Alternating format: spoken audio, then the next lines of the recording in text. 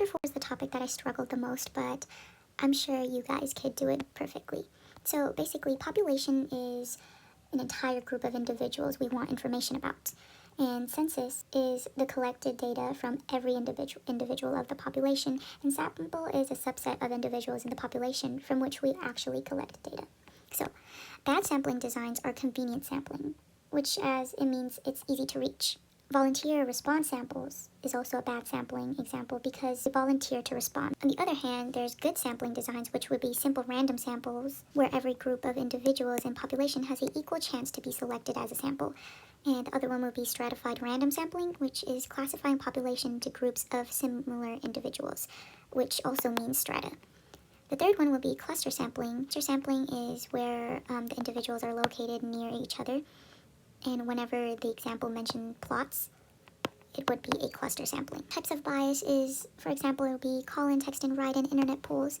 And the type of biases that we want to concentrate is undercoverage, when some members of the population cannot be chosen, such as calling in, or non-response, where individuals cannot be contacted. And response bias, there's a systematic pattern of inaccurate answers in survey leading to response biases, or the wording of questions that may influence the answers. For simple random sampling, you're going to number your digits 0, 0 to whatever you want, or probably like 0, 1 to whatever you want, your individuals, and randomly select those individuals. So it should be no repeats, and your table D would have each line that you would find.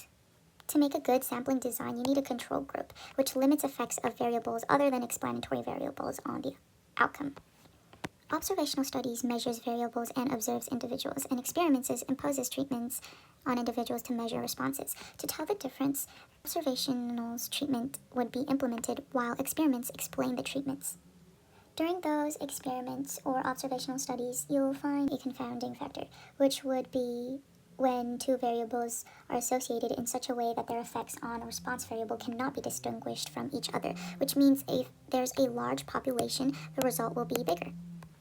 So in your samples, you would want to explain these 5 factors. Experimental units are just your overall subjects, how many subjects you would have to conduct an experiment. Explanatory variables are your X value, or your independent variables, which would be your outcome of this sample.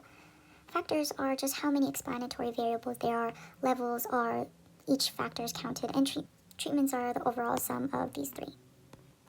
And types of experimental designs. There's a completely randomized experiment where experimental units are assigned to treatments completely by chance. There's randomized block design. Usually it will be blocked by race or gender. And in that block design, there's what's called a matched pair design. It's paired, it's same individuals are tested. When they're explaining the outcome of the experiment, and if they mention about significantly, it means that the result is unlikely due to chance. Lastly, you want to remember how to design the simple random sampling. So you randomly assign the variables, and you group by its treatment, and then you measure the outcomes and you compare.